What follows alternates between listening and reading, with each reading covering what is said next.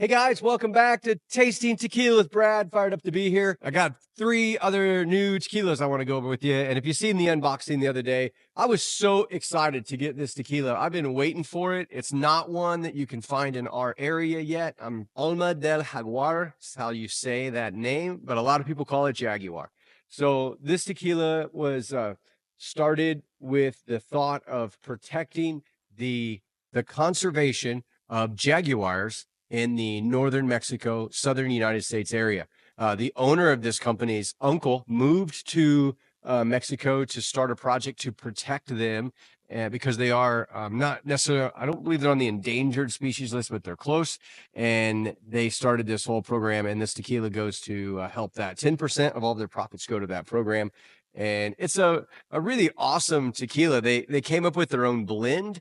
They really came up with their own fermentation blend that they did, working alongside of Sergio Cruz to help come up with it. And they popped out a fantastic tequila. They have a regular Blanco, they have a Reposado, and then they have this high proof that's going to come out twice a year. So the high proof will be a spring and fall. And they do a couple things special with each one that comes out. So they're going to be a little bit different each time. And then they have an añejo that's just not released yet. It should be coming out anytime. My eyes are peeled for that one. So let's start with the Nocturnal. Okay, so great name. You know, jaguars are mainly night animals, and they said with all the cams that they have set up at night to find videos of them, that they're always black and white. They're always a night view. So on the bottle here, they actually use like a picture that they got from their cams and put that on their logo, and they call it Nocturnal. This is a 101 proof tequila, Mozart method, again, champagne yeast and wild fermentation with a special blend to bring that together. I believe it's rested a little bit after they make it. Brick oven, roller mill, estate agaves that they make sure that they're getting the best sugar content agaves that you can find. To me, I get the smell of the cooked agave, which I didn't know what that smell was until we went to Mexico and could stand next to the brick oven and smell that amazing smell of the agave being steamed and cooked. It's shooting out the sides of the oven doors, and you can just smell it. What's really neat about this one is I also get the smell of the raw agave, the piñas, the big pineapples, after they've cut them out and they're sitting before they go in. They cut those in half, or sometimes even in quarters, so they're so big before they stack them in the oven, that you get this smell of this agave plant that's been cut open. So this is a very fresh smell. It's super crystal clear, and again, 101 proof. Man, such a nice creamy feel in the mouth. A really great sweet agave flavor, a little bit of a peppery, maybe like a white pepper taste to it with a little heat involved. Definitely have some citrus or floral type flavors. And then the finish is long. That's absolutely amazing. That could be my favorite high proof that I've ever had. And this is the spring 2024. The fall 2024 should be released soon. Oh, that's amazing. I'm sure it's great in a cocktail. I would never put that in a cocktail. That is strictly, to me, a sipper. That's an amazing tequila. Man, Sergio Cruz is, man, he's a magician at this stuff. All right, let's give the Blanco a try. Fired up about this one. I have to admit, I did already pop this open, have a taste the other day when I did the unboxing. I tasted all 3 of these like immediately. I've been waiting several months to get this tequila. So again, great agave smell. This one's your standard 40 proof tequila. There's some differences in what they did in fermentation to this one. So in this one is a wild fermentation. This one is a blend of a wild fermentation and champagne yeast. Tequila here and this one here both are a blend of open air fermentation with fibers, and then champagne yeast fermentation with no fibers. And it's an 80-20 blend. So 80% of the champagne yeast and 20% of the fiber open air fermentation. And open air fermentation is exactly what you think it is. It's just a vat that they dump all of the juices from the crushed agave that came from the cooked brick oven, and they let that sit in there, and they just let the create the flavors, right? The microbes that are on the agave that go in there, and then just the yeast that comes from the air. From, like, we've been at several that have mango trees and different fruit trees that are producing different yeasts that end up in that tequila. And when you have that peppery, a little bit hotter finish, a little more minerally finish, that's usually an open air tequila that's just let nature and the area fermentate it. When you get into these blends where they've used some fermentation from, in this case, champagne yeast, and then they blend them, that gives you a little bit more of that long, spicier finish, but with a little bit different flavor front, in the beginning. So agave, orange, a little bit of orange. That's still pretty earthy smell. Oh man, what a great Blanco. It's you have a Blanco that's made with a Tahuna versus a roller mill, and sometimes that Tahuna produces a little more agave flavor, but I've got to say this has the agave flavor of a Tahuna tequila. That's amazing. Oh, man, the legs on the glass are amazing. It's great. It's got a great creamy mouthfeel, a really long finish with almost like a lime and citrusy flavor with a little bit of pepper. Not like this one that had a lot of pepper to it, just a little bit of pepper and a lot of flavors, some citrus flavors from the back on it. That's an amazing Blanco. Again, if you're going to make a cocktail, I'm sure it's fantastic, but I don't know that this would ever see a cocktail at my house. This is going to be going in a Respecto glass like every time and just being sipped here at the house. So we like to sit on the front porch, as corny as that sounds, and watch the parade of Amazon truck that drive by our house. We're just down the road from a large Amazon facility. So between 5:30 and 7 o'clock at night, you'll see 100+ Amazon trucks. And my wife and I sit out there with our dog, Lucy, a big 140-pound Newfoundland, and we'll have a glass of tequila and we'll play a game, scratch, dent, or clean. And we take a drink every time an Amazon truck comes by without any damage on it. And it's not a fun game because you don't get a drink very often. They all are damaged.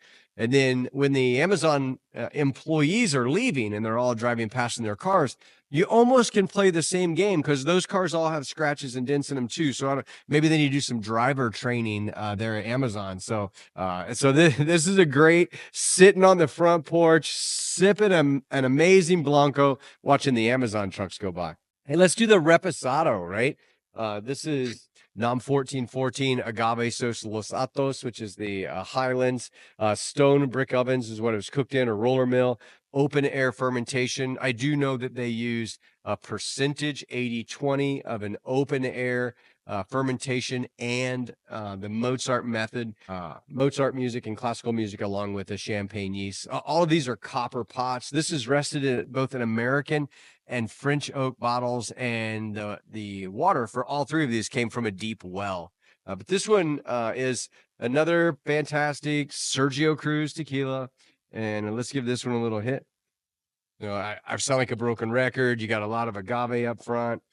You definitely have some, a little bit of a vanilla smell. A lot of people will say, oh, it smells like the smoke. But I use the term roasted. I think comes from the barrel that's been charred and this has been resting in. And the owner of this tequila actually came from the bourbon industry, and his whole knowledge of how the barrel affects a spirit was like his thought was we're going to be way different than all the other people. And when he found out that, oh wait, tequila's reacts to the barrel differently than most other spirits, it kind of changed up his process a little bit. That whole the way that it's affected is a lot greater. It actually happens faster in a tequila than it does in bourbon. He found out that you can get a lot of flavors out of that bourbon out of that tequila at a very shorter period of time. Well, one of the things they're doing that's pretty impressive is they're bringing in these American oak and French oak barrels, and they're resting it, and they're only going to use the barrel 4 times. When you look in the tequila world, sometimes those barrels are used over and over and over and over. And he really believes that your barrel's used up after the 4th time. It's not really donating anything to the tequila flavor. It's just oxygenating that tequila. So he's only using them 4 times. They're going to move on. This one's pretty early in the series, so it's got to be pretty early in the use of the barrel. And you can really smell what the barrel is giving back on this one. And you get a vanilla hit, you get a little bit of an oaky smell, but not a lot, just a little. Notice it's not a super dark tequila, and that's one of the things that when you look at additive free tequilas, they're not putting any coloring in it. They're not adding any flavor. So the color that you get and the flavors you get are truly from that barrel. Wow. The same sweetness and agave hit that you get on the Blanco, but the vanilla flavor and that oaky flavor come through in the finish. You get a little bit more of that. Not near as hot as what that one was, but really amazing. Wow. When you take a big breath and hold it and take a drink and then let your breath out afterwards, the vanilla, the mint, pepper, and that cooked agave flavor just really comes out. That's amazing. That's a great reposado. That's up there with some of my top reposados that I've ever had. This could be dangerous for me as an everyday sipper. I may not make it through a Sunday NFL weekend with this around. I may end up going to bed a little early, falling asleep a little early. This definitely isn't the tequila we drank in high school. I'll tell you that right now. Keep in mind, I was pretty old in high school, so I was 21. So again, gosh, that's amazing. If you're looking for a great price tequila, you're in there, you normally buy one of these celebrity tequilas and you want to know what to buy instead. My gosh, pick these up. These are amazing tequilas. These are 3 of probably the top tequilas I've had. And I've drank a lot of tequilas. There's over 100 bottles on my wall and I'm always getting new ones. And these right here fit into the best tequilas that I've ever had. I know that you can, if you're in Indiana and you want to order these tequilas, you can go to Keg and Bottle. They're a nationwide company. These kegandbottle.com, and you can order these tequilas from them. As for a price point, you're probably going to be around $180 for all 3 of these tequilas. And each one has a different price point. Of course, this one is a little harder to get, and it drives that price up a little bit. Because it is only put out twice a year. This is the spring version, like we talked about. We got the fall version coming out. I can't wait for the añejo. If these are as good as they are, and the guy that's running this company, the owner of this company, comes from the bourbon world, owned a bourbon company, lives in Memphis, Tennessee. He's a huge blues music fan. He has this understanding of how the barrel and the spirit reacts. This añejo that's coming out here in the fall is going to be, gosh, off the charts. And I'm not a guy that's excited about fall, but I'm excited about this fall for one reason. Alma del Jaguar Añejo. That's the only thing that's got me excited about fall. So I can't wait to get that bottle. Again, check these out, siptequila.com.